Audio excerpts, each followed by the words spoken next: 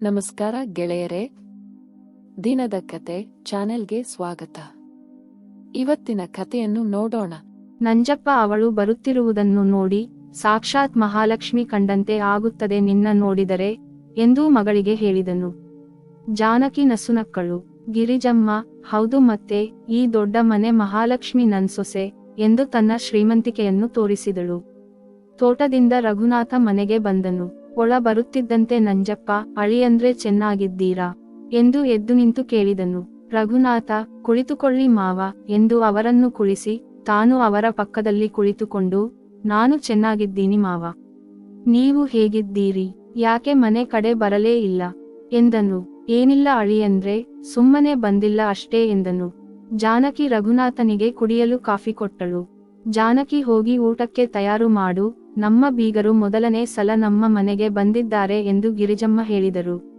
ಜಾನಕಿ ಆಗಲಿ ಎಂದು ಅಡುಗೆ ಕೋಣೆಗೆ ಹೋದಳು. ಲಕ್ಷ್ಮಿಗೆ ಮತ್ತು ಗಂಗಾಳಿಗೆ ರಘುನಾಥ ಬಂದಿರೋದು ತಿಳಿದು ಹೊರಬಂದು ಅವನನ್ನ ಮಾತನಾಡಿಸಿದರು. ಇವರೆಲ್ಲರೂ ಪಡಸಾಲೆಯಲ್ಲಿ ಮಾತನಾಡುತ್ತಾ ಕುಳಿತಿದ್ದರು. ಜಾನಕಿ ಅಡುಗೆ ಕೋಣೆ ಒಳಗೆ ತನ್ನ ಅಪ್ಪನಿಗೆ ಇಷ್ಟವಾದ ಮಾವಿನಕಾಯಿ ತೊಕ್ಕು, ಮಜ್ಜಿಗೆಯ ತಂಬಳಿ, ಬದನೆಕಾಯಿ ಮತ್ತು ನುಗ್ಗೆಕಾಯಿ ಬಳಸಿ ಹುಳಿ, ಸಂಡಿಗೆ, ಹಪ್ಪಳ, ರುಚಿಯಾದ ಗೋಧಿ ಕಡಿಪಾಯಸ ಹೀಗೆ ತನ್ನ ತಂದೆಗೆ ಇಷ್ಟವಾದ ಅಡುಗೆಯನ್ನು ಮಾಡಿದಳು. ಮಧ್ಯಾಹ್ನದ ಸಮಯವಾಯಿತು. ಅಪ್ಪ ಬನ್ನಿ, ಅತ್ತೆಮ್ಮ ನೀವು ಬನ್ನಿ ಅಂತ ಗಂಡನನ್ನು ಸಹ ಕರೆದಳು. ಹಾಗೆ ತನ್ನ ಚಿಕ್ಕಮ್ಮ ಮತ್ತು ತಂಗಿಗೂ ಕರೆದಳು. ಎಲ್ಲರಿಗೂ ಎಲೆ ಹಾಕಿ ವಿಧ ವಿಧವಾದ ಊಟ ಬಡಿಸಿದಳು. ಲಕ್ಷ್ಮಿಗೆ ಬಾಯಲ್ಲಿ ನೀರು ಬರುತ್ತಿತ್ತು, ಅಷ್ಟೊಂದು ಪರಿಮಳದಿಂದ ಅಡುಗೆ ಗಮಗಮಿಸುತ್ತಿತ್ತು. ಎಲ್ಲರೂ ಊಟ ಮುಗಿಸಿದರೂ ಪಾಯಸವಂತೂ ತುಪ್ಪದಿಂದ, ಒಣ ಹಣ್ಣುಗಳಿಂದ ತುಂಬಿತ್ತು. ಪಾಯಸವನ್ನು ತಿಂದು ನಂಜಪ್ಪ, ಮಗಳೇ, ನಿನ್ನ ಕೈ ಅಡುಗೆ ತುಂಬಾ ನೆನಪಾಗಿತ್ತು. ನೀನು ಮಾಡುವ ಈ ಪಾಯಸ, ಮಾವಿನಕಾಯಿ ತೊಕ್ಕು ಬಹಳ ರುಚಿಯಾಗಿತ್ತು ಎಂದು ಅವಳ ಅಡುಗೆಯನ್ನು ಹೊಗಳಿದನು. ಅಪ್ಪನ ಬಾಯಿಂದ ಹೊಗಳಿಕೆಯ ಮಾತು ಕೇಳಿ ತುಂಬಾ ದಿನವಾಗಿದ್ದ ಕಾರಣ ಜಾನಕಿಗೆ ಈ ಮಾತು ತುಂಬಾ ಖುಷಿ ಕೊಟ್ಟಿತು. ಊಟ ಮುಗಿಸಿ ಎಲ್ಲರೂ ತಾಂಬೂಲ ತಿಂದು ನಿದ್ರೆಗೆ ಜಾರಿದರು.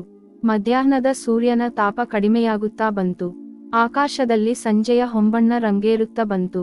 ನಂಜಪ್ಪ, ಗಿರಿಜಮ್ಮ, ನಾವಿನ್ನೂ ಹೊರಡುತ್ತೇವೆ ಎನ್ನಲು, ಗಿರಿಜಮ್ಮ, ಇವತ್ತು ಒಂದು ದಿನ ಉಳಿದು ಹೋಗಿವಿರಂತೆ, ಯಾಕಿಷ್ಟು ಅವಸರ ಎಂದರು. ಅಮ್ಮ, ಮನೆಯಲ್ಲಿ ದನಕರುಗಳಿವೆ, ನಾವು ಇಲ್ಲೇ ಇದ್ದರೆ ಅವಕ್ಕೆ ಗಂಜಲು ಕೊಡುವವರು ಯಾರೂ ಇಲ್ಲ, ಹಾಲು ಕರೆಯಬೇಕಲ್ಲವೇ ಎನ್ನಲು, ಸರಿ, ಹಾಗಾದರೆ ಹೋಗಿ ಬನ್ನಿ, ಮತ್ತೆಂದು ಬರುವಿರಿ ನಿಮ್ಮ ಮಗಳ ಮನೆಗೆ ಎಂದರು. ನಾನು ಇನ್ನೂ ನನ್ನ ಮಗಳ ಸೀಮಂತಕ್ಕೆ ಬರುವೆನು ಎಂದನು. ಅಲ್ಲೇ ಅಪ್ಪನ ಕೈಹಿಡಿದು ನಿಂತಿದ್ದ ಜಾನಕಿ ನಾಚಿಕೆಯಿಂದ ತಲೆ ತೆಗ್ಗಿಸಿದಳು. ಗಿರಿಜಮ್ಮ, ಎಲ್ಲ ಆ ಭಗವಂತನ ಇಚ್ಛೆಯುತೆ, ಯಾವಾಗ ಏನಾಗಬೇಕು ಅಂತ ಅವನೇ ನಿರ್ಧರಿಸಿರುತ್ತಾನೆ ಎಂದರು. ನಂಜಪ್ಪ, ಅದು ನಿಜ ಗಿರಿಜಮ್ಮ, ಸರಿ, ನಾವಿನ್ನು ಹೊರಡುತ್ತೇವೆ ಎಂದು ಮಗಳ ತಲೆ ಮೇಲೆ ಕೈ ಇಟ್ಟು ಸವರಿದನು. ಜಾನಕಿ ಅಪ್ಪನನ್ನು ಅಪ್ಪಿಕೊಂಡು ಅಳುತ್ತಾ ನಿಂತಳು. ಅಳಿಯಂದ್ರೆ, ನಾವು ಬರುತ್ತೇವೆ ಎಂದು ಜಾನಕಿಯನ್ನು ರಘುನಾಥನಿಗೆ ಒಪ್ಪಿಸಿ ಮೂವರು ಹೊರಟರು. ದಿನಗಳು ಹರಿಯುವ ನೀರಿನಂತೆ ಸರಿದು ಹೋಯಿತು. ಮುಂಜಾನೆ ಜಾನಕಿ ಎದ್ದವಳಿಗೆ ದೇಹದ ಒಳಗಡೆ ಏನೋ ಬದಲಾವಣೆ ಆದಂತೆ, ತಲೆ ಸುತ್ತುವಿಕೆ, ವಾಕರಿಕೆ ಬಂದಂತೆ, ಹೇಳಿಕೊಳ್ಳಲಾಗದ ಸಂಕಟ, ಏನು ಮಾಡೋದು ಅಂತ ತಿಳಿಯದೆ ಅತ್ತೆಮ್ಮನ ಹತ್ತಿರ ಬಂದು, ಅತ್ತೆ, ನನಗೆ ಹೊಟ್ಟೆ ತೊಳಕಿಸಿದ ಹಾಗೆ, ತಲೆ ಸುತ್ತಿದಂತೆ ಆಗುತ್ತದೆ ಅಂದಳು. ಗಿರಿಜಮ್ಮ, ಹೌದೇ, ತಡಿ, ನಾನು ಲಿಂಗಯ್ಯನಿಗೆ ಹೇಳಿ ನಮ್ಮೂರಿನ ನಾಟಿ ವೈದ್ಯರೊಬ್ಬರು ಇದ್ದಾರೆ, ಅವರನ್ನು ಬರಲು ಹೇಳುತ್ತೇನೆ ಎಂದು ಅಂಗಳಕ್ಕೆ ಹೋದಳು. ಅಲ್ಲಿ ಕರಿಯ ಗೊಬ್ಬರದ ಮೂಟೆಯನ್ನು ಹೊತ್ತು ತೋಟದ ಕಡೆಗೆ ಹೋಗುತ್ತಿದ್ದ. ಲೇ ಕರಿಯ, ಬಾರೋ ಇಲ್ಲಿ ಎಂದಳು. ಕರಿಯ ಓಡಿ ಬಂದು, ಏನು ಅಮ್ಮಾವ್ರೇ ಎನ್ನಲು, ಹೋಗಿ ಲಿಂಗಯ್ಯನಿಗೆ ನಾನು ಮನೆ ಹತ್ರ ಬರಲಿಕ್ಕೆ ಹೇಳಿದ್ದೇನೆ ಅಂತ ಹೇಳು ಎಂದಳು. ಆಯ್ತು ಅಮ್ಮಾವ್ರೇ ಅಂತ ಹೇಳಿ ತೋಟದ ಕಡೆಗೆ ಕರಿಯ ದಾಪುಗಾಲು ಹಾಕಿದನು. ತೋಟದ ಕಡೆಯಿಂದ ಲಿಂಗಯ್ಯ ಓಡಿ ಬಂದನು. ಅಮ್ಮಾವ್ರೇ, ನೀವು ನನ್ನ ಬರಲು ಹೇಳಿದ್ರಂತೆ ಅಂತ ಕೇಳಿದ.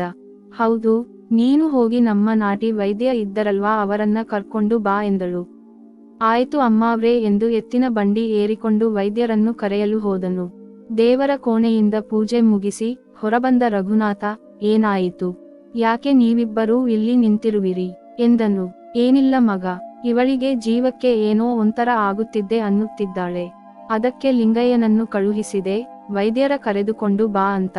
ಹೌದೇನು, ಏನಾಯಿತು ಜಾನಕಿ ಎಂದು ಅವಳ ಹತ್ತಿರ ಬಂದು ಹಣೆ ಮುಟ್ಟಿ ನೋಡಿ, ಜ್ವರವೇನು ಬಂದಂತಿಲ್ಲ, ಮತ್ತೆ ಏನಾಗಿದೆ ಎಂದು ಕೇಳಿದ.